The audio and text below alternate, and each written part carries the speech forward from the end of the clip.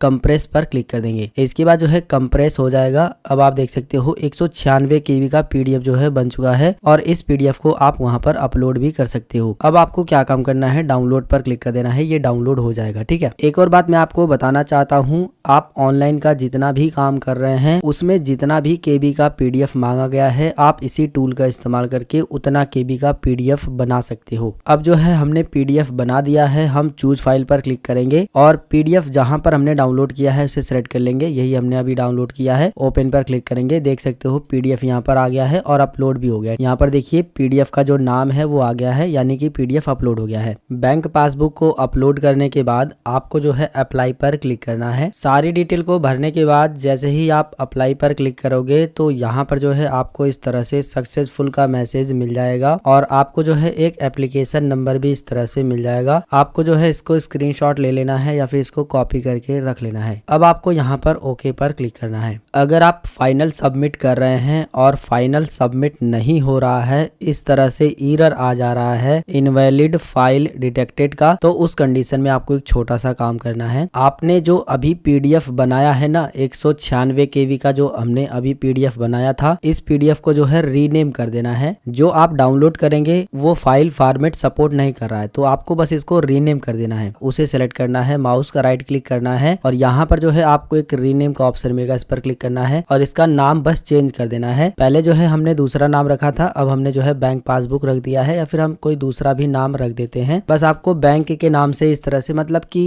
कहने का मतलब ये है कि फाइल को आपको रीनेम कर देना है बस। इसके बाद जो है ये जो प्रॉब्लम आ रही है ये प्रॉब्लम नहीं आएगी। फाइल का नाम चेंज करने के बाद, यानी जो आपने पीडीएफ बनाया है उसका नाम चेंज करने के बाद चूज फाइल पर क्लिक करके उसे अपलोड कर देंगे। इसके बाद जो है अप्लाई पर क्लिक करेंगे तो सक्सेसफुली फाइनल जो है सबमिट हो जाएगा। और जैसे ही आपका फाइनल सबमिट हो जाता है तो अभी मैंने आपको दिखाया था, आपको एक रेफरेंस नंबर यानी एप्लीकेशन नंबर मिल जाता है और आपका फाइनल सबमिट भी हो जाता है। जिस भी कस्टमर का आपने जो है शौचालय में आवेदन किया है उसका जो है सक्सेसफुली आवेदन हो चुका है। अब आपको क्या काम करना है, ये जो पेंसिल का आइकन है न्यू एप्लीकेशन का और व्यू एप्लीकेशन का, तो आपको जो है व्यू एप्लीकेशन पर क्लिक करना है। इसके बाद जो है थोड़ा सा प्रोसेस होगा और आपके सामने जितना भी आपने इस आईडी से आवेदन किया है वो सारा जो है यहाँ पर दिखाई देगा। आपको क्या काम करना है, जिस भी कस्टमर का आपने अप्लाई किया है आप उसके एप्लीकेशन नंबर पर क्लिक करेंगे। इसके बाद जो है उसका एप्लीकेशन जो है इस तरह से खुल जाएगा। अब आपको जो है इसका स्क्रीनशॉट ले लेना है और उसको प्रिंट करके कस्टमर को दे देना है, या फिर जो है कंट्रोल के साथ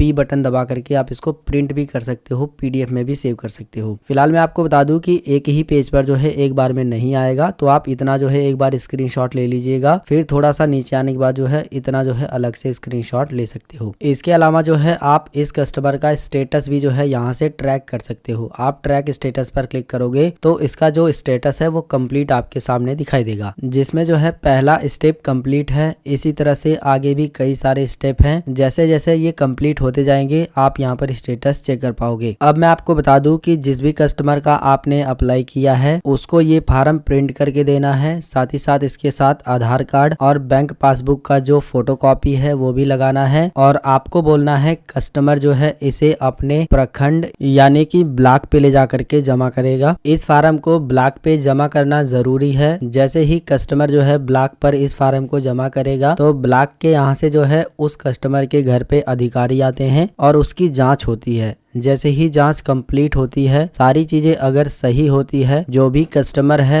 अगर वो पात्र होता है तो उसके बाद जो है उस कस्टमर के खाते में 12,000 रुपए की जो धनराशि है वो भेजी जाती है, जिससे जो है वो कस्टमर अपना जो है शौचालय बनवा सकता है। जिस तरह से दोस्तों आपने एक कस्टमर का शौचालय के लिए आवेदन किया है, इसी तरह से आप मल्टीपल कस्टमर का आवेदन कर सकते हो। अगर आपने खुद की आईडी बनाई है तो खुद की ही आईडी से आप अप्लाई कर सकते हो। अगर आप किसी दूसरे कस्टमर का अप्लाई करना चाहते हो तो पेंसिल के आइकन पे जाएंगे, न्यू एप्लीकेशन पर क्लिक करेंगे, नया अप्लाई करने का जो फॉर्म है वो आपके सामने खुल जाएगा। फिर वही सारी डिटेल जो अभी मैंने आपको भरना बताया है सब कुछ भरते हुए आप उसको जो है फाइनल सबमिट कर देंगे। इसी तरह से मल्टीपल कस्टमर के जो है आप शौचालय के लिए आवेदन कर सकते हैं। और शौचालय का फॉर्म भरने के लिए जो है आप कस्टमर से 50 रुपए चार्ज कर सकते हैं, बाकी आप अपने हिसाब से चार्ज कर सकते हैं। और मैं आपको फिर से बताना चाहूंगा कि केवल ऑनलाइन करने से कोई फायदा नहीं होगा। इस फॉर्म को जो है ऑनलाइन करने के बाद जो है आपको अपने ब्लॉक में जमा कर देना है। इसके बाद जो है ब्लॉक के अधिकारी आते हैं कस्टमर के घर पे, सारा जो है परीक्षण करते हैं, मतलब कि वेरिफिकेशन करते हैं। अगर सारी चीजें बिल्कुल सही पाई जाती है और कस्टमर जो है शौचालय के लिए पात्र होता है तो उसको जो है 100% शौचालय की जो धनराशि है वो मिलेगी। इसके अलावा अगर आपके मन में कोई और सवाल है तो आप व्हाट्सएप पर पूछ सकते हैं।